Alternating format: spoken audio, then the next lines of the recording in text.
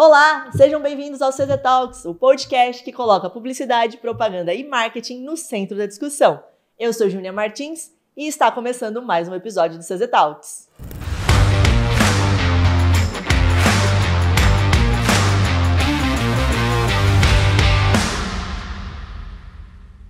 Muito bem, sejam muito bem-vindos novamente. Vocês podem notar, estou sozinha neste episódio. O Bruno, por 2 episódios seguidos, me deixou. Mas tudo bem, deixa ele comigo que vocês vão ver só. Comentem aqui embaixo, #VoltaBruno, porque não é possível, né? Toda vez agora isso? Palhaçada. Brincadeiras à parte. Hoje nós temos um tema extremamente interessante. Pelo menos para mim, eu sou apaixonada pelo mundo da comunicação, como vocês já sabem, mas principalmente porque a gente vai entender além. Vamos entender um pouquinho como a nossa mente funciona através do marketing? Será que existe técnicas, estratégias? Enfim, vou deixar isso aqui para vocês pensarem e vou apresentar o nosso convidado. Ele é neurocientista do comportamento do consumo e especialista em neuromarketing. Tem mais de 25 anos de experiência à frente de agências de publicidade, gerenciamento de marketing e veículos de comunicação. Ele é mestre em neuromarketing, professor universitário há mais de 20 anos e palestrante na área. Seja muito bem-vindo, Roberto. Obrigado, Jana. Obrigado pelo convite. Tamo aí. Vamos embora. Vamos em frente. Bora. Bora. Obrigada mesmo por você estar aqui. Imagina. E atirar pela nossa conversa, nosso bate-papo antes de ligar as câmeras. Eu já estou muito ansiosa por esse bate-papo. Antes de tudo, quando a gente fala em tomar decisões, quando a gente fala em comprar, em compra, existe muito aquela... eu vi uma propaganda e comprei porque eu quis comprar. Através do que o neuromarketing diz a respeito disso? A pessoa ela quis comprar ou existiu estímulos para que ela comprasse? Bom, o princípio do neuromarketing, apesar de ser uma ciência que parece ser nova, a Coca-Cola já usava na década de 50. Legal. Então, olha só, ela tem mais de 60 e 70 anos praticamente que a Coca-Cola já usava técnicas de neurociência aplicada. Então, e ela sempre foi baseada no estudo das emoções humanas. Certo. As emoções, elas são a base das nossas decisões. Não tem uma decisão que a gente tome que não passe pelo campo emocional. Show. Então, lá atrás, um pouquinho de história aqui para o pessoal saber, lá atrás a Coca-Cola já tinha pesquisa sobre isso. Legal. E ela foi a primeira empresa que começou a mapear as emoções junto com o pessoal da neurociência, que naquela época praticamente nem existiam esses termos ainda. Sim. Definiram os mapas e começaram a aplicar em produtos. E aí começou, então, toda essa história aí de juntar neurociência e marketing. E aí, assim, o resultado disso é basicamente o estudo em cima da emoção humana, que é onde a gente toma as decisões, né? A gente tem a falsa sensação de que as nossas decisões elas são racionais, né? Mas é uma ilusão do cérebro. Por que é uma ilusão do cérebro? É uma ilusão do cérebro, porque a função da razão é justificar a emoção. Né? Sim. Ela acha que ela ganha Legal. a resposta, né? Então, se você fala assim, eu vou comprar um carro. A emoção, ela já decidiu bem antes da emoção. Né? Bem antes, não. Ela decide isso em milésimos de segundos. Mas como é muito rápido, a gente não tem essa noção. Então, tem todo um campo emocional envolvido no conjunto cérebro e coração, tá? A gente vai falar um pouco sobre esse conjunto, né? Porque quando a gente fala em neuro, a gente acha que está vinculado só ao cérebro. Mas o coração, hoje a gente também estuda em conjunto com o cérebro, porque descobriu-se que em volta do coração existe uma malha neural. Então, o coração também tem neurônios, tá? Só que são neurônios cardíacos, né? São células específicas do coração, mas podemos dizer que o coração também pensa. Né? Então, assim, quando a gente tem a decisão, ela já foi tomada antes pela nossa parte inconsciente, que é onde está dormindo as emoções, e aí a razão ela só vai lá e fala assim, beleza, pode comprar. Aí ela acha que ela tomou a decisão, entendeu? Que foi pela razão. Que foi pela razão. Então, assim, isso foi evoluindo, vamos dar um jump aqui, né? Vamos lá na frente e chegar nos dias atuais. Hoje, os equipamentos de neurociência, tá? A gente trabalha praticamente com 9 a 12 equipamentos, né? Certo. Que depois a gente pode detalhar cada um deles. Eles conseguem medir esse delay que existe entre uma emoção e a decisão. Então, você sentiu alguma coisa, aí a razão vai lá e fala assim, pode comprar, beleza, né? A emoção já falou que tá tudo bem, mas isso como essa sensação ela vem de forma inconsciente, a gente não tem essa sensação, entendeu? Gente, eu tô chocadíssima. A câmera tá pegando minha expressão facial porque eu tô muito chocada. Então, a expressão facial é também um dos equipamentos, né? Existe um equipamento chamado MIDIA, né?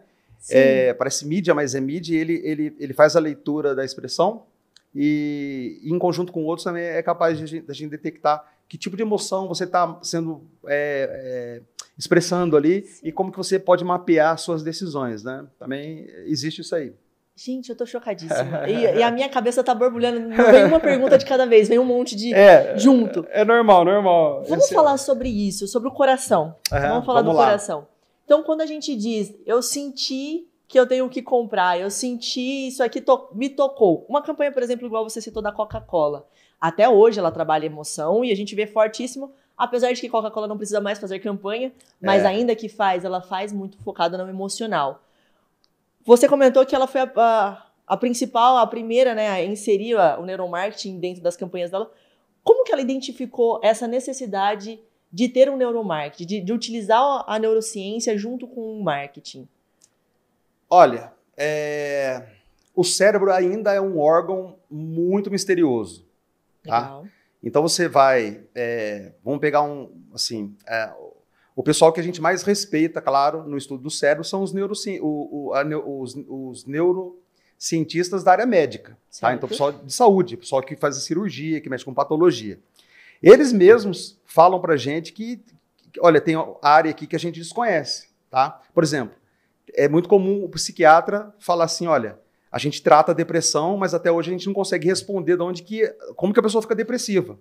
Porque cada pessoa fica depressiva ao seu modo, não é? Tem gente que passa por um estresse, fica depressivo, e tem gente que sai de um baile de formatura, ou seja, ele está numa situação feliz, chega em casa e entra em depressão. Então eles não têm uma linha que ele consegue... eles vão te dar o antidepressivo, vão te receitar lá os antidepressivos, a sertralina, mas ele vai dar um tiro num bicho que ele não sabe de onde nasceu, onde está o ovo, não é? Entendi. Então, assim, é um mistério, tá? Então, assim, e a gente sempre atribuiu o pensamento ao cérebro e a mente ao cérebro. Certo. Não é? A gente sempre fez essa ligação. No entanto, existe, com o desenvolvimento de tudo isso, o que acontece é que o pessoal que estuda também a parte cardíaca foi descobrindo essa função cardíaca que está vinculada às decisões. E até que se descobriu, então, isso que eu falei para você da malha neural no coração. Então, assim, descobriu um vínculo. E aí, o que acontece? Como o coração ele tem uma frequência 7.000 vezes acima do que o cérebro, ele tem mais potência, teoricamente, ele tem mais potência decisória. Certo. Não é? Bom, eu vou dar outro pulo aqui, tá? Para a gente não ficar... Claro. Porque o assunto é bem extenso, né? Então, assim, lá na frente, chegando aos dias atuais, então, tem um instituto, né, chamado HeartMath, né, lá nos Estados Unidos, o qual eu sou vinculado. Depois eu posso deixar aqui alguns detalhes, o pessoal procurar saber o que é, não é? Com certeza. Eles começaram a fazer várias experiências sobre decisões a partir não do cérebro, mas do coração. Então, eu vou dar um exemplo para vocês, tá? Eles colocaram antenas, né? Antenas em alguns pontos do mundo, e essas antenas, elas conseguiam captar frequências cardíacas de uma região, e aí ele descobria, então, por exemplo, essa região aqui provavelmente vai entrar em guerra daqui a 6 meses. Não dava outra, a região entrava em guerra, tá?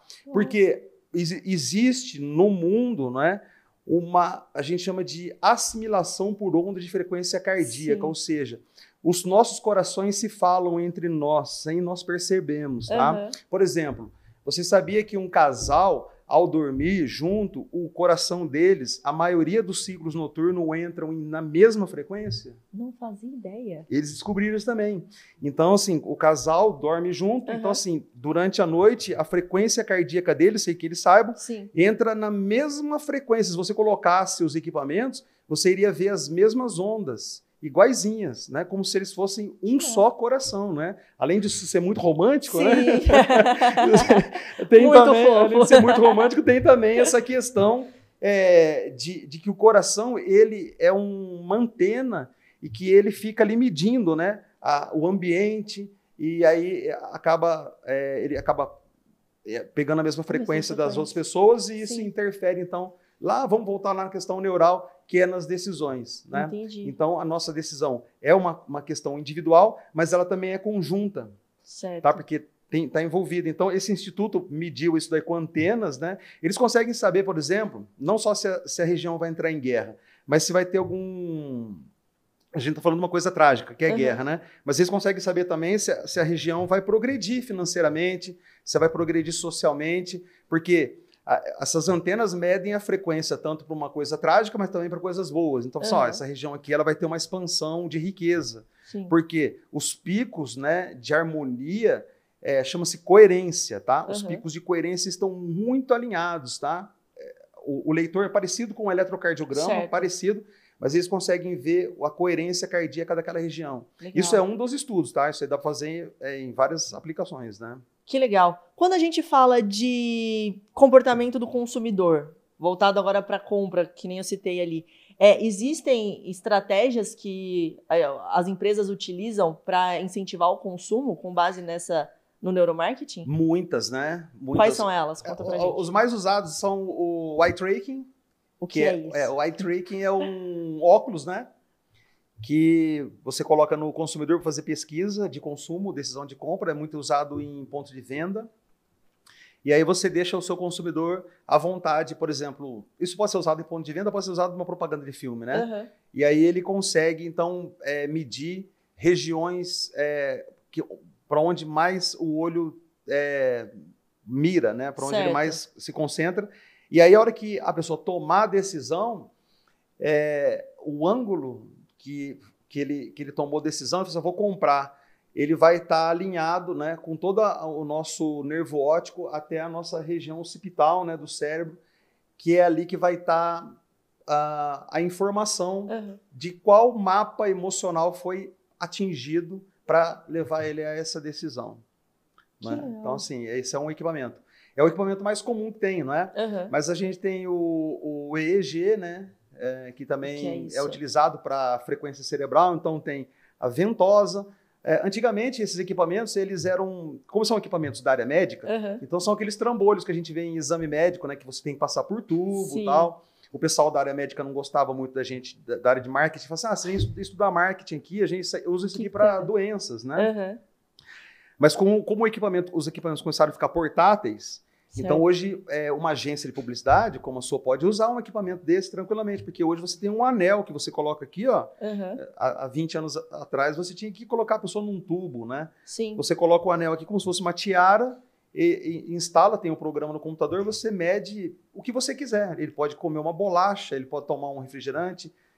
Sei lá, fala um produto que vocês atendem aqui. Qualquer produto. Nossa, remédio. Remédio. É que a área de remédio, ela tem um critério... Por né? conta das doenças Isso, ou ele tem critérios diferentes, não é? Por exemplo, então lanche. Isso, porque não é uma compra por impulso, tá? Mas ele também pode ser medido. Qualquer coisa pode ser medido. Um lanche, um hambúrguer, tá? Pode ser medido. E aí você, então, tem um relatório ali de tomada de decisões. Principalmente para entender qual é a emoção que está delineando a decisão. Existe alguma emoção que mais sobressai? É o prazer, é a dor, é a raiva? Qual é a emoção que mais predomina na decisão de compra? Você consegue dizer? Olha, isso vai depender de 5 fatores, tá? Quais são eles? 5 fatores, ó, que são os 5 fatores que decidem o comportamento humano, tá? Você lembra daquela pirâmide de Maslow, conhecida, quem estuda a gente estuda na faculdade? Que ele falava dos fatores, né? Ele estava certo, tá? Mas de alguma forma aquilo lá foi remodelado agora com os equipamentos, tá? Certo. Então você tem, o primeiro fator é o fisiológico, tá? Como que está o seu corpo em relação a tomada de decisão, tá? Por exemplo, um exemplo simples aqui. Se você vai fazer uma compra com fome, é diferente se você vai fazer uma compra se você acabou de almoçar. Isso altera totalmente a sua decisão. Legal. Né? O segundo fator é o fator reprodutivo do ser humano. Ele também tem uma interferência muito grande no comportamento, tá? Porque nós somos seres que, de alguma forma, buscamos a reprodução da espécie, não é? Certo. E ele interfere muito nas nossas decisões, tá? Muito, né? Ele é um vínculo, né? Freud sabia e escrevia muito sobre isso, né? Então, você tem essa questão. A terceira questão é o ambiente. Certo. Tá? O ambiente que você está. Então, você consumir alguma coisa aqui dentro não tem o mesmo sabor que você consumir o mesmo produto na rua. Por exemplo, se vocês me servissem uma fatia de panetone aqui, ela teria um sabor diferente para o meu cérebro do que se eu comesse o mesmo panetone numa padaria. É mesmo? Sim, o cérebro ele vai entender e ele vai modificar a ideia do sabor em relação ao ambiente. Já deve ter acontecido isso com você, de consumir o mesmo produto em lugares diferentes, e você fala assim, pô, mudou, né? Alguma coisa mudou aqui. Mas é o mesmo produto. Sim. Não é o mesmo produto. Mas o cérebro, ele pega o ambiente e fala assim, opa, tem algum outro significado aqui. Não é? Entendi. Quer ver um exemplo legal sobre isso daí? Qual? Contar para sua audiência aí. Olha só, um vinho numa taça é sempre um vinho numa taça. Certo. Ok? Muito bem. Então, eu pego uma taça, encho de vinho, só que se eu colocar essa taça em cima de uma mesa de boteco e você ficar olhando, você tem uma ideia. Sim, o vinho num boteco, o pessoal está bebendo, comemorando. Se eu pegar esse vinho, mesma taça de vinho, e levar para um altar da igreja, é o mesmo vinho, só que ele mudou, você vai associar sangue. Gente. Não é? É o mesmo vinho. Sim. Só que se eu tirar a taça do vinho da mesa do altar e levar para uma mesa de almoço de família italiana no domingo, você já muda a associação. Então sai do sangue e vai para a comemoração familiar. Veja bem que o seu cérebro, o vinho é o mesmo. No entanto, o ambiente trocou totalmente os significados que ele atendia. E isso vai alterar toda a sua sensação de sabor, de significado, né? Que legal. Voltando nos cinco aspectos. O quarto é o psicológico, tá? Como que está o seu estado mental. E o quinto é o social. Então, você tem aí o fisiológico, o reprodutivo, o ambiental, o psicológico e o social. Então, dependendo desses fatores, o equipamento que você usa vai ter leituras diferentes. Só que o problema não é a leitura que é diferente, o problema é a interpretação em relação aos 5 fatores. Aos 5 fatores. Genial! Nossa, enquanto você falava aqui, eu fui passeando por todos os lugares.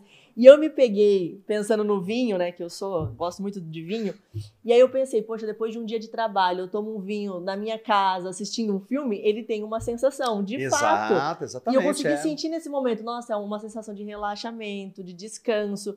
Mas quando eu tô numa festa, o meu sentimento ao tomar um vinho é completamente diferente. Isso, exatamente. E isso é estudado, eu achei genial. Isso é só o fator ambiental, né? Exato. E se você pegar os outros 4 lá, que são o psicológico, o status, o fisiológico, o reprodutivo, eles também estão ali em volta da sua mente, junto com o ambiental, eles também estão ali puxando as cordinhas dele, ó.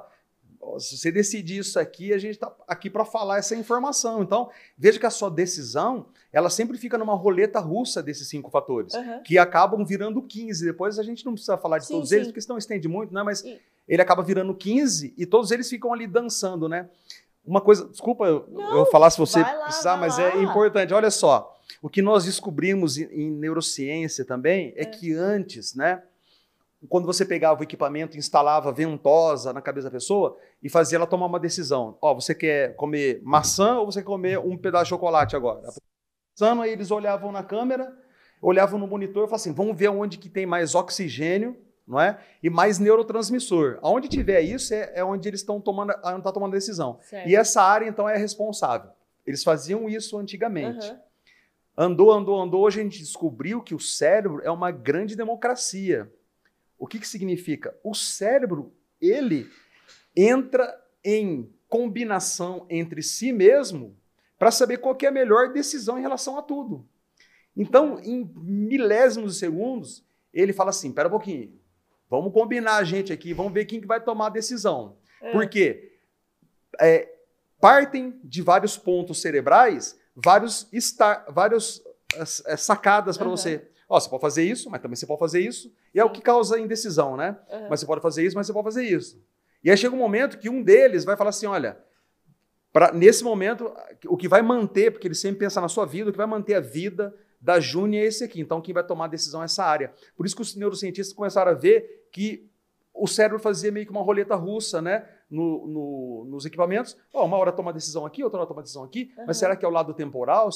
Qual que é a área? Não, ele entra em uma convulsão democrática. Que genial! O tempo inteiro. A pergunta que eu ia fazer para você é qual é a dica prática que você pode dar para quem está nos assistindo e nos ouvindo na hora de criar uma campanha ou então de criar uma estratégia para vender o seu produto utilizando isso que você está nos contando agora? A minha dica, eu nunca faria, a dica que eu dou assim para o pessoal que vem me perguntar sobre isso, nunca criaria uma campanha sem ter desenhado um mapa emocional antes. E como que desenha o mapa emocional? Então, o mapa emocional você pode desenhar com a aplicação de equipamentos, né? Daí Sim. Você tem, então, depende da marca, da empresa, vai ter que investir nesse laboratório, né? Mas quando se faz isso, você tem um mapa muito, muito bem desenhado, porque você tem toda a estatística ali. Ou você pode, se você não usar os equipamentos, você pode fazer por sessões de entrevistas com as pesquisas. As pesquisas, né? Ela tem um pezinho ali na qualitativa, né? Ela não chega a ser uma qualitativa, mas ela tem um pezinho ali, porque você vai partir para entrevistas filmadas, né? Sim. E aí depois você tem uma análise criteriosa de várias coisas, né? Você pode analisar comportamento desde a leitura corporal até a parte semântica, né? O que é a parte semântica? O MIDI, por exemplo, é um equipamento que ele analisa toda a expressão oral que a pessoa fala. Porque quando a gente compõe uma frase, as palavras que estão sendo escolhidas pelo nosso cérebro, ela vai num campo que fica entre a semântica e a sonoridade para revelar os tons de emoção que eu gostaria que complementasse a situação que eu estou vivendo. Legal. Então, o equipamento faz isso. Mas se você não tem equipamento, dá para fazer isso na mão também. Não é? É um pouco mais demorado, mas é possível também, né? Que legal. Quando a gente diz, então, a respeito de... aí você pode dizer se eu estou errada, tá? Mas ouvi muito dizer nos meus estudos de comunicação a respeito da tomada de decisão pelo lado criativo do cérebro ou lado lógico do cérebro. Isso é real de fato? Ou é mais o que você comentou agora dessa roleta russa aí que acontece no nosso cérebro? É verdade que a gente tem um hemisfério direito e um hemisfério esquerdo, que cada um é um criativo e o outro é racional? Não, essa teoria caiu por terra já. Adoro isso, vai lá. Porque assim, quando você abre a cabeça, né, lá no estudo de laboratório, por exemplo, você tem lá o cadáver que vai para estudo. Então abre a cabeça dele, tu vê o cérebro e ele tem 2 hemisférios muito claros, assim, né? Histológico, né? O que é histológico? É aquilo que você vê, né? Não tem como você relatar quanto ele parece, inclusive, um caroço de nozes, né? Certo. Muito bem. Então, assim, em princípio, né? Por causa do processo de lobotomia, que as pessoas tinham doença e lá antigamente eles cortavam, né? Eles separavam uma parte do cérebro. Eles começaram a pensar nessa questão como a gente sempre está entre matemática e pintura, razão e emoção, a gente está sempre nessa dualidade. Certo. Pensava que uma parte era criativa e outra parte cuidava de número, tá? Mas isso não é verdade, não é? Por quê? O último estudo de Harvard sobre isso, da parte de neurociência, descobriu 17 áreas no cérebro que são responsáveis pelas tomadas de decisões, né? Mais preponderantes na nossa vida, né? Eu não estou falando de você entrar num cálculo matemático e ficar pensando numa prova de vestibular e ficar pensando 2 horas, aí é diferente. Mas as decisões do dia a dia ali, você tem 17 áreas que ficam disputando entre elas, né? Certo. Isso eu acabei de falar, o cérebro é um órgão democrático. E, veja bem, você pode perder uma parte dele, tem gente que perde por acidente, tem gente que perde por cirurgia, às vezes tem um tumor, o médico tem que cortar uma parte, e ele, em muitos casos, acaba compensando a outra parte. Né? Tem partes que não voltam mesmo, né? A fala é bem difícil de voltar com algum acidente, mas a gente vê compensações, né? Então, o neurônio ele reaprende a fazer uma função que ele não tinha, para compensar o que foi perdido. Nossa. Então, essa especialidade, ela caiu por água, né? Abaixo, assim, não existe mais. Não existe esse negócio do lado, né? E a respeito dos gatilhos mentais, quando a gente fala sobre vendas, marketing, comunicação, a gente fala, precisa utilizar um gatilho mental, utiliza o gatilho mental da curiosidade, utiliza o gatilho mental X e Y.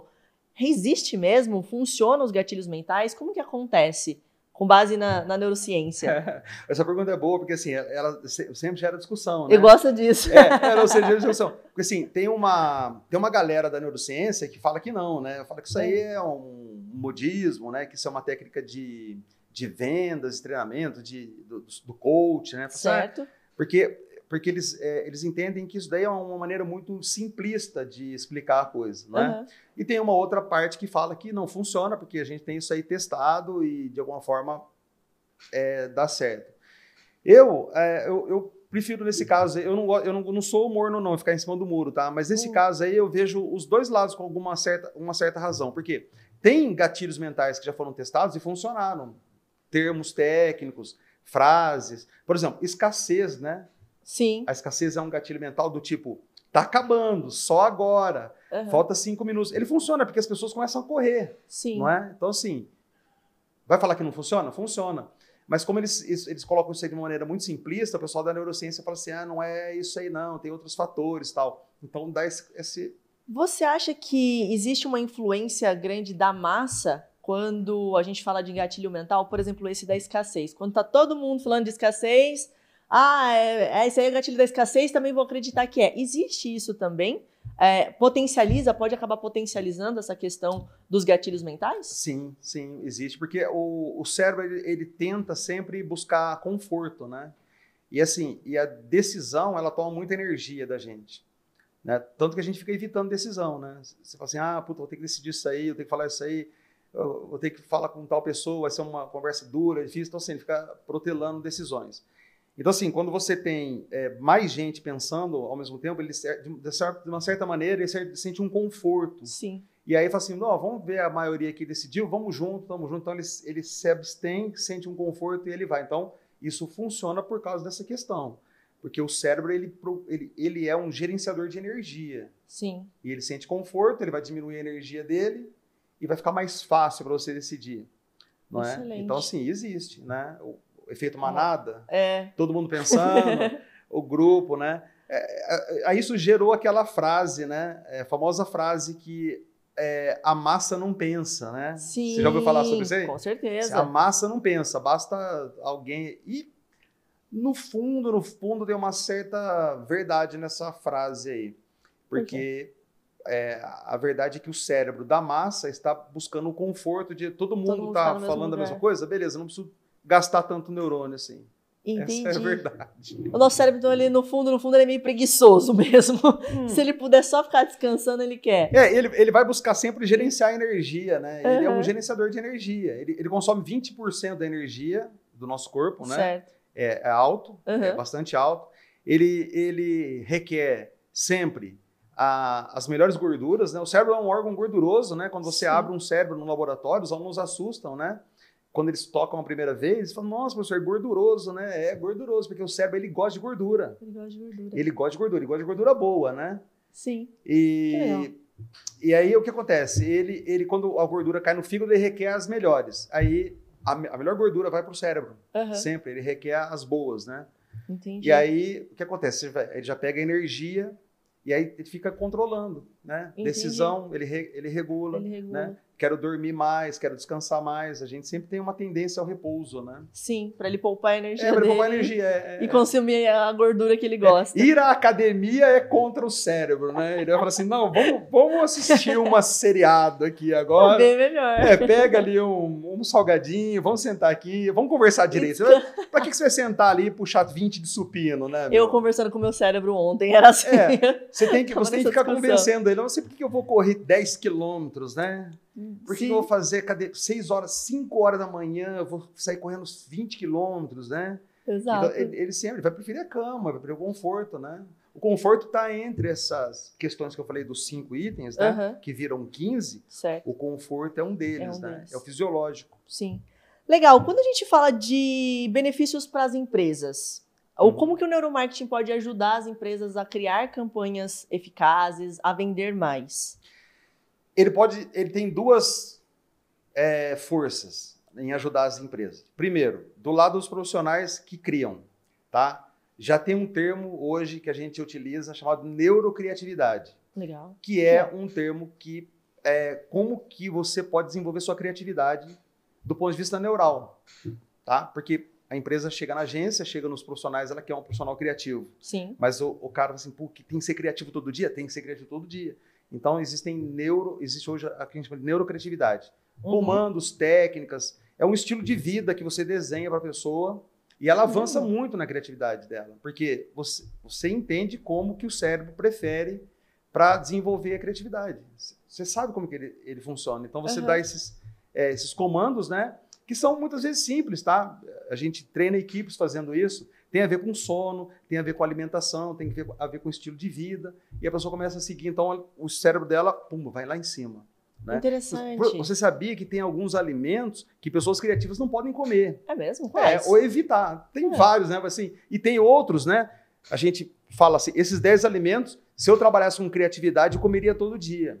Tá? Porque eles te dão mais clareza de foco, que é o que a criatividade precisa. A criatividade, antes de mais nada, é uma pessoa que tem uma clareza de tudo que está acontecendo. Por isso ele é criativo. Ele olha e ele consegue ver o que ninguém vê.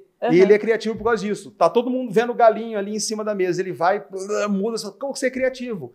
Isso vem de uma clareza, né, mental que ele tem e tem a ver com esses alimentos. Né? Tem a ver com sono, tem a ver com outras coisas, mas alimentos também tem a ver. Essa é a primeira questão. Do lado da empresa, eu citaria aquilo que eu falei para você. Eu acho que as empresas hoje elas têm como utilizar os equipamentos, eles baratearam. Certo. O eye tracking há 20 anos custava R$30 mil, R$40 mil um eye tracking. Hoje uma empresa consegue comprar isso por R$3 mil.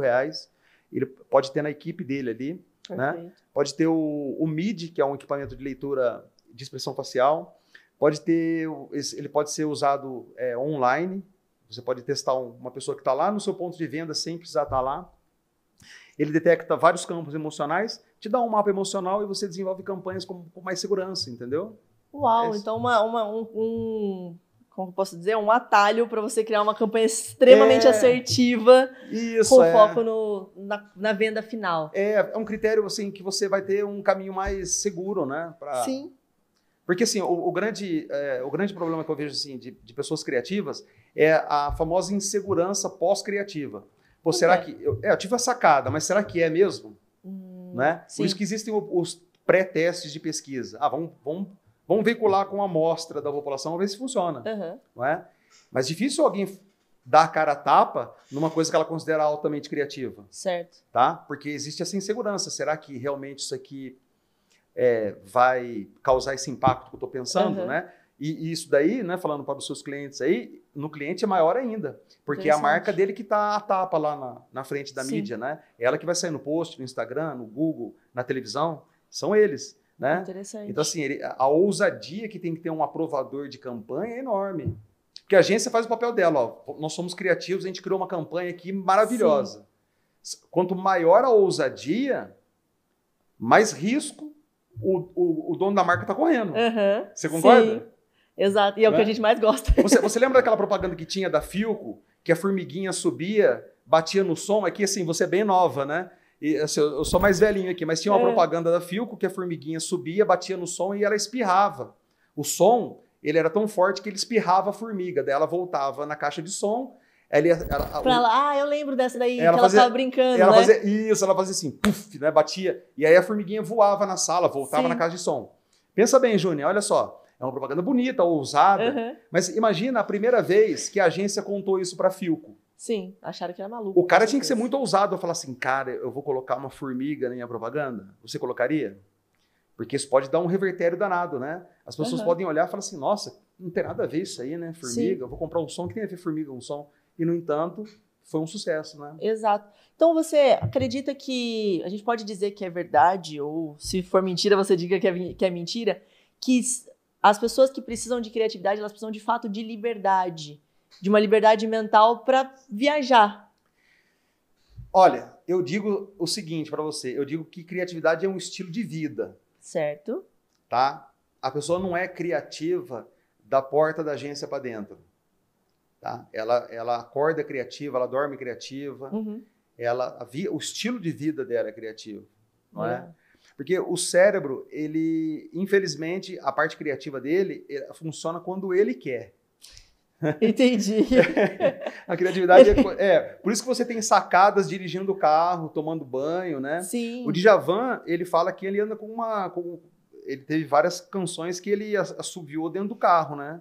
Porque veio a música, a melodia, a letra, e pegou o celular, começou a gravar, falou assim, se eu não gravar agora, depois eu esqueço, né? Sim. E aí tu senta no estúdio lá para escrever e dá aquela travada. Vixe, agora não veio, deu branco. Pô, agora que eu preciso ser criativo, né? Sim. Então, assim, você não tem esse comando, né? Que você imagina sobre a criatividade cerebral. Certo. E aí, de repente, tu tá viajando lá, fim de ano, com o seu primo, vem criatividade, o pessoal fala assim, nossa, você contou uma história legal, você poderia virar um filme, né? Só que você tá fora da agência, então, quer dizer, você não tem... Por isso que a criatividade é um estilo de vida, né? Interessante. Mas você não tem muito esse poder de controlar. De decidir a hora que você vai ser então se ela é criativo. um estilo de vida e você anda com... Hoje todo mundo tem um celular, pô, grava o áudio. Ó, tive a ideia de um... O Spielberg fazia muito isso, né? Gravava áudios, né? Ó, no roteiro do meu filme vai entrar isso aqui. Pumba, depois ele pegava esses insights que ele tinha e ia compondo, né? Ele vai compondo. Se você estudar a história dos pintores clássicos, né? Nenhum deles sentou na frente de um quadro e saiu pintando. Michelangelo. Ele ia fazendo composições criativas que ele ia tendo ao longo, né? Sim. Ele administrava os insights, né? Porque ninguém fica criativo 3 horas seguidas, né? Tu tem insights, né? O cérebro, pum, pum, pum, já lançou. Sabe só qual é o problema? Você da área criativa, você sabe disso. O cérebro dificilmente volta na mesma configuração que ele te deu um insight. Como assim? Por exemplo, você teve uma sacada. Certo. Se você não escreveu, não gravar isso agora, você fala assim, não, eu tô na correria, depois eu lembro. Não vai, lembro mais. Não vai. Não lembro. Você vai sentar aqui e você vai falar assim, não era igual o que eu pensei. De alguma maneira, aquilo veio diferente. Indo dormir acontece. Indo dormir. É porque assim, olha só, o ser humano tem 86 bilhões de cérebro. De neurônio. O cérebro tem 86 bilhões de neurônios, tá? Eles fazem a configuração, a sinapse, para a gente ter a vida, falar, olhar, conversar. Tá? Se ele faz uma configuração agora, você concorda que precisaria de muita coincidência para ele fazer a mesma combinação a hora que você quiser? Sim, com certeza. É muito neurônio para juntar tudo de novo na mesma casinha, não é? É muito divertidamente. Os caras falam assim, ó, a gente já fez uma configuração. Não me pede mais, né? É a mesma coisa que você chegasse no estádio, colocasse número para as cadeiras, né? Que foi um neurocientista que falou isso aí, né? Colocar um número para cada cadeira e soltasse uma bolinha e quisesse que o número caísse na mesma cadeira sempre. Não tem como. Vai cair. Quando a gente fala de digital, o mundo agora é todo digital, muita tecnologia chegando, o quanto isso interfere ou ajuda no nosso cérebro? O consumo das redes sociais, o consumo de muita propaganda, de anúncio, qual é a interferência neural? Eu acho, do ponto de vista criativo, mais negativo do que positivo. Interessante, por quê? É porque o mundo digital, todo ele é formado por pixel, né? Sim. Todo ele. As imagens são pixels e o som também. A reprodução do som é pixel, né? Então, e o nosso cérebro, ele gosta de matizes, né? O que são matizes? Você pegar do branco até o preto, você tem uma gradação, né? Que vai passando pelo cinza, vai ficar escurecendo e tal. De cores, correto. Você faz um degradê no pincel. Você passa do branco, vai até o preto e ele vai formando um cinza. O cérebro, ele gosta, ele sente conforto com isso. Certo. Tá? Porque ele entende toda essa gradação e ele vai ponto a ponto falando se isso aqui está escurecendo. Ok? Ok. Se você fizer um degradê no Photoshop, ele vai te dá a falsa sensação que aquilo ali é um degradê. No entanto, você tem pixels, né? Bem pequenos ali, que vão trocando de cor quadradinho por quadradinho. O nosso olho não vê, mas o cérebro vê. Tá? O cérebro sabe que tem quadradinho por quadradinho. Quem não sabe é o olho, por causa da distância. Tá? Se nós tivéssemos o poder de macrovisão, que é enxergar a célula das coisas que a gente vê, a gente veria. Se a gente pudesse ver a molécula, se a gente tivesse macrovisão. E aí o cérebro, ele falaria para você, para de ver isso, porque eu não gosto de que você fique dividindo.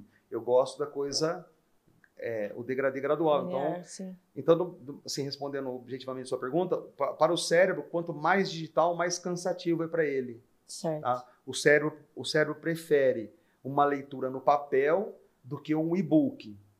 Tá? Ele prefere. Eu não estou falando, gente, vocês em casa, né, por favor, né? Eu sei que tem gente que gosta do e-book, gosta de ir no celular. Hoje em dia, eu também leio, tá? Mas eu estou falando do cérebro, tá? O seu cérebro, se você entrevistasse ele ia falar assim, não, é melhor o papel. É melhor a música acústica. É melhor passar o piano, deixa a corda vibrar, né? Ele não quer que você pegue as frequências, né? Se tivesse pessoal de música, a gente ia conversar sobre isso. Ele não quer que você pegue as frequências e faça os mosaicos, né?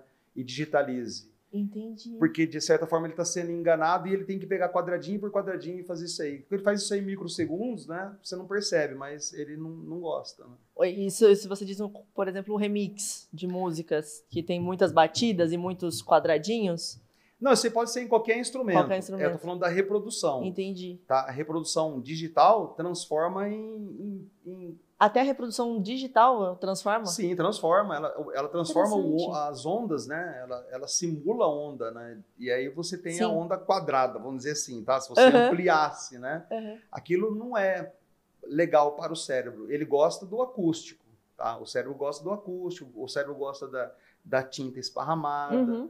Ele gosta esse fator, né? Entendi. É muito quadrado para ele, tá? Perfeito. É muito quadradinho. Quando a gente fala de inteligência artificial, por exemplo, que está muito em alta tendência e provavelmente vai transformar o mundo. Eu vi recentemente uma notícia que saiu que o nosso cérebro tende a ficar mais preguiçoso com a inteligência artificial.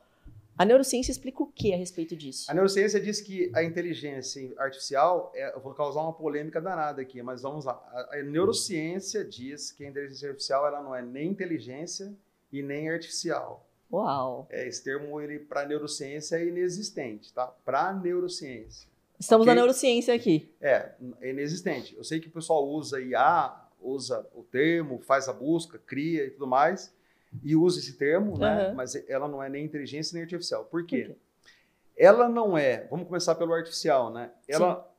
Ela não é artificial porque a questão artificial para o cérebro é uma composição diferente, que a gente acabou de falar aqui, né? Ela é uma composição diferente, é uma composição de matiz. Certo. Tá? E ela não é uma composição de matiz. Então, ela precisaria estar esparramando os pixels para ser analógico ou artificial. Tá. Então, assim, ficaria nessas duas coisas e ela não é isso daí. E ela não é inteligente e ela nunca vai ser inteligente porque a inteligência... neural, inteligência cerebral, ela é bem diferente dessa ideia de que esse robô, esse algoritmo, junta informações que estão online e te dá uma resposta para tudo. Não é? Te dá uma resposta para tudo. Por quê? Porque a inteligência é justamente... está dentro daqueles fatores que a gente acabou de falar, dos 5 fatores. 5 fatores. Não é? Por exemplo, vou dar um exemplo. Se você perguntar para a inteligência artificial assim, o que é beleza? Ela vai te dar uma resposta. No entanto, você não vai entrar numa discussão com ela de uma pessoa que você acha bonita. Certo. Você não vai conseguir fazer isso. Porque a sua ideia de beleza é diferente. É muito diferente. A sua inteligência passa por questões estéticas que ela não alcança. Individuais, sim. Ela passa pelo que a gente chama de estesia, tá? A inteligência artificial ela não tem estesia, tá? Esse termo estesia, ele está vinculado ao seu córtex pré-frontal e ele vai lá no hipocampo, ele tem uma raiz com o seu hipocampo e ele conversa com a memória. Não interessa aqui muitos dados sobre isso, mas só para vocês saberem, essa ponte que forma a estesia. A estesia é o seu poder de sentir o todo. A inteligência artificial não tem isso, tá? E aí você olha para uma pessoa e fala, é uma pessoa bonita. Se você colocar a referência dessa pessoa bonita para ele não vai te dar essa referência, porque você está percebendo o todo, você está fazendo estesia. que é de onde vem a palavra estética, né? A gente acha que estética está vinculada à moda, ele é antiestético, não está usando essa roupa e tal. Não, não. A moda roubou essa palavra, né? Eles falam assim, estesia é sentir o todo. A inteligência artificial não sente o todo, tá? Entendi. Ela não tem estesia. Tanto que o contrário de estesia é anestesia. É não ter... Sim, é não sentir. Não sentir. Eu vou lá, dou uma anestesia, eu não estou sentindo, tá? Então, assim, ela não consegue e vou já adiantar para você que os grandes neurocientistas, todos eles são unânimes em falar que ela nunca vai chegar lá. Certo. A inteligência artificial ela vai avançar. Ela vai avançar, vai avançar, só que ela nunca vai chegar lá. O Google falou que ela ia perceber emoção em algum momento. Gente, emoção é uma coisa tão... Se parte do coração e a inteligência artificial não tem coração, como é que... É uma coisa tão cheia de meandros e complexa. Para uma lágrima rolar do seu rosto, teve uma conjunção de informações tão grande que nenhuma no seu cérebro, em combinação com o seu coração, com os seus sentimentos, teve uma sopa ali que a inteligência artificial nunca vai entender. Mas existe algum tipo de prejuízo neurológico para o ser humano, o uso e o consumo da inteligência artificial? Eu acho que a gente vai voltar naquela palavra preguiçoso lá, preguiçoso. né? Eu acho que se é confortável para o cérebro, ele vai querer... Isso, prefiro a inteligência artificial, porque você não dá trabalho para mim. Eu não sou contra a inteligência artificial, nem sou louco de fazer isso aí, né? Eu acho que ela é útil, né? Sim. Mas como toda ferramenta, eu acho que ela está sendo mal empregada em muitos casos, né? Deixando a coisa preguiçosa, assim. E a gente já consegue ver um texto que é inteligência artificial, a gente consegue ler já. Sim. Né? A gente consegue, como ser humano, né? Quando ela inaugurou, muita gente tinha dificuldade. Sim. Mas o cérebro é uma coisa tão inteligente que hoje quem trabalha muito com texto, olha, fala assim, você fez em IA isso aqui. Você vê que ele já tem essa pessoa, ele tem estética. Sim, de fato. O seu cérebro tem estética, ele tem estesia, tá? Ele tem a estesis, que a gente chama, né? Ele tem a sensação do todo. E ele te dá informação que não é racional, você sente.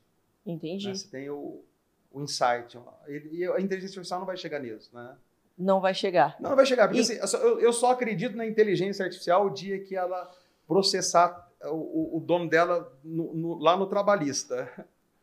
Ela falou assim, eu vou processar você na área trabalhista, né? Sim. Aí eu acho que ela está emocionada. Entendi. Pô, finalmente, o dono do robô foi processado, porque qual que é o seu processo? Eu estou trabalhando 12 horas por dia, você não está me pagando hora extra. Né? Isso é tão emocional, né? O trabalhista é tão emocional, porque você não vê um funcionário que processa a empresa se ele não tem a parte emocional dele fragilizada. Ele está com alguma raiva da empresa.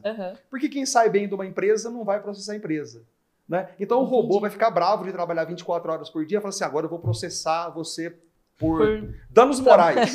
O dia que uma inteligência me processar por danos morais, eu vou acreditar na emoção da máquina. Por enquanto não tem esse processo. Sensacional, né? Muito bom. Não tem esse processo.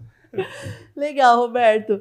Cara, é interessante esse assunto, porque a gente entra num mundo que ele não é palpável, né? A gente não consegue tocar nos nossos neurônios, mas a gente sabe que a gente entende que quando você cita, por exemplo, quando uma lágrima cai, a gente vendo ou sentindo algo, o quanto existem milhares de neurônios, uma sopa de sentimentos e acontecimentos dentro da gente. Pode falar, você ia comentar.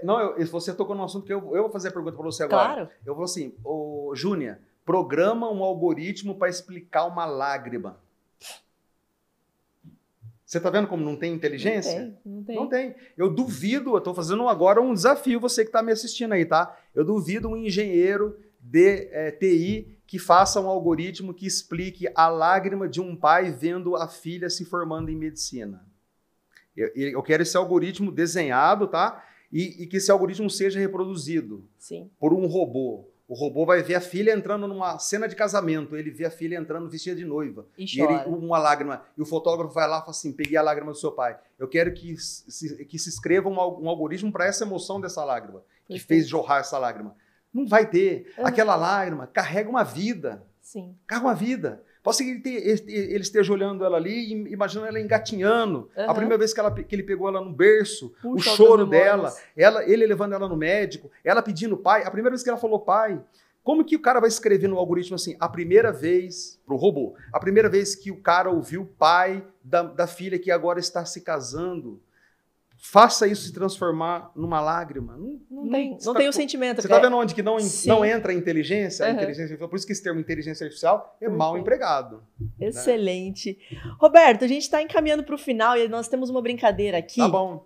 Que chama... Você tem mais alguma pergunta para mim? Eu gosto de pergunta. Não, eu tenho várias perguntas assim, mas... me pergunta então, vou virar... É que assim, eu não sei se eu falei muito aqui, mas eu sou professor, eu sou pago para falar. Então, aí se deixar, a gente vai embora, né? Não, por favor, me faça alguma pergunta então. Bom, a pergunta que eu ia fazer é isso aí, né? Vamos deixar esse desafio, né? Para o pessoal aí. Legal. Vocês acreditam realmente que vai chegar uma hora que o algoritmo ele vai ter esse sentimento, né? Se você acha, comenta aqui embaixo. Você acredita num robô chorando? Você acredita na lágrima de um robô? Excelente. O Google falou que ia chegar em 2030, né? Com todo respeito ao Google, que eu considero, todo mundo considera, né? Uma super empresa, né? Com todo respeito, eu acredito que não vai chegar. Não é nem nesse quesito, né? Não é questão de ser a empresa ou não, mas é uma questão muito mais a fundo, do sentido de ter sentimento, de ter emoções, de vivenciar, de ter memórias, de ter história. E no final do dia você ser um ser humano e não uma máquina. Eles prometeram para 2030 que daqui a 30 anos peguem esse vídeo aqui nosso, né? E falem assim, olha, você quebrou a cara, rasgou a boca, tá vendo só? Nós conseguimos. Tomara que, né? Se acontecer... Mas a neurociência diz que não vai acontecer isso. Não vai acontecer. Não vai ter algoritmo para emoção, né? Perfeito. Elas simulacros, né? São simulacros que já estava lá no Blade Runner, né? No filme, Caçador de Androides. Mas é igual à emoção humana, nenhuma placa de chip vai fazer. Infelizmente. Ou felizmente, né? Exato. É a nossa diferença dos robôs. Felizmente, a gente tem que ter alguma vantagem sobre os robôs, né? Pelo amor de Temos Deus. que ser bom em alguma coisa. A gente tem que dar uma vantagem ao robô, né? Então que seja a emoção. Exato, perfeito. É aí a gente entraria no tema de os robôs vão substituir os seres humanos nos trabalhos. Aí a gente entra numa questão de que depende do trabalho, se ele é manual ou se... Enfim. Não, em muito caso vai, mas já tá, né? Sim, sim. Já tá. Mas em tudo aquilo que influencia a emoção ou a tomada de decisão. Na criatividade, não. Não. Então podem ficar tranquilos aí, os criativos. Estamos empregados aí. Pode ficar tranquilo, cara. Sua criatividade é um bom commodity para você, tá bom? Show! A gente tem uma brincadeira que chama bate-bola, jogo rápido, que você pode escolher só esse ou aquele, tá? Tá bom. São perguntas difíceis. Eita, e agora? E não vale dizer depende. Ixi, não vou poder correr. Não. Roberto, você prefere razão ou emoção? Eu tenho emoção. Show. Instinto ou experiência? Nossa. Ai, meu Deus do céu. Instinto, vai. Neuromarketing ou publicidade tradicional? Neuromarketing. Boa. Atenção ou memória? Memória. Legal. Preço ou valor percebido? Valor percebido. Imagem ou texto? Texto. Storytelling ou dados? Storytelling. Compra impulsiva ou planejada? Para efeito de estudo, compra impulsiva. Redes sociais ou anúncio offline? Redes sociais. Show. Criatividade ou estratégia? Criatividade. Branding ou performance? Performance. Gatilhos mentais ou marketing de conteúdo? Marketing de conteúdo. Consumidor consciente ou consumidor emocional? Consumidor emocional. Legal. Teste AB ou pesquisa qualitativa? Pesquisa qualitativa. Engajamento ou conversão? Engajamento. Show. Desses aqui, você quer comentar algum que você acha interessante? Vocês viram que todos eles eu pendi para emoção, né? Uhum. Porque eu acho que ela é o grande motivo do nosso estudo, né? Sim. Como eu falei no começo da conversa, sem emoção não tem venda, sem emoção a propaganda é chata. Imagina você fazer propaganda só com razão. Seria uma coisa muito quadrada, né? Uhum. Vocês existem como agência porque vocês têm que emocionar. Sim. Vocês têm que ir na emoção do público, né? Por mais que o produto seja, às vezes, muito técnico, ainda assim a decisão vai envolver a vida emocional do consumidor. Perfeito. É isso, né? Excelente. Aproveitando que você já está neste ensejo, quero muito que você deixe uma dica prática, um conselho, uma estratégia para quem nos assistiu e nos ouviu até aqui, de como que o neuromarketing pode ajudar ou influenciar na vida delas. O neuromarketing é parecido com aquela questão da criatividade, né? Ela a gente vê que ela é um estilo de vida. Certo. Assim como ser criativo é um estilo de vida, A neurociência, toda ela, não só o neuromarketing, ela caminha para isso, né? Para estilo de vida. Você não é criativo só o tempo inteiro, em nenhum momento da sua vida. A gente faz coisas separadas, né? Uhum. E aí a hora que junta, um pacote fica bom, né? Essa junção, a hora que você vai juntar vários fragmentos da sua vida para a coisa dar certo, ela tem a ver com o seu estilo de vida, a forma como você cuida do seu corpo, da sua mente, né? O que você come, como você dorme, tudo isso aí, esse conjunto. Então, é isso, né? Essa questão que eu deixo para vocês aí pensarem. Tá bom? Na sua emoção. Analisem as suas emoções. Analise a sua emoção, né? O estilo de vida tem a ver justamente com essa questão da saúde. Sim. Né? Você nunca vai ver nenhum profissional, né? Mas o criativo que depende da mente, ele tem muitos fatores aí, né? Perfeito. E, por incrível que pareça, o fator que é mais estudado hoje, para a gente finalizar, para o criativo, tá? Vamos deixar essa dica então, é o sono, legal, tá? É o mais estudado. É o mais estudado, né? Então, está se estudando muito essa questão do sono consciente, o sonho consciente, tá? Já tem pesquisa sobre sonho consciente, ou seja, a pessoa, ela dorme com a programação do que ela vai sonhar, e aí no sonho dela, ela tem controle sobre as cenas, né? Coisa que normalmente a gente não tem. A gente sonha com o elefante voando, coisas absurdas, né? Sim. Mas no sonho programado, consciente, a pessoa ela tem o comando do que ela vai fazer, e isso desenvolve muito a parte criativa, né? Então, deixa essa dica para você, já que você pediu. Excelente, excelente. Gente, esse foi mais um episódio do CZ Talks. Gostaria de agradecer muito, Roberto, pela sua presença. Valeu. Esse conteúdo aqui eu ficaria horas conversando, porque eu acho que tem muito mais de onde veio. Mas obrigada pela sua participação. Tá joia, obrigado. Agradeço você que nos ouviu, nos assistiu até aqui. Não esqueça de curtir, comentar e compartilhar este episódio. Siga o Roberto nas redes sociais dele. Você tem Instagram? Tem, professor, né? prof.robertoclaret. Excelente. Siga no LinkedIn também. Roberto Claret. Show. Segue a Agência CZ nas redes sociais. Me siga nas redes sociais. E até o próximo episódio. Tchau, tchau.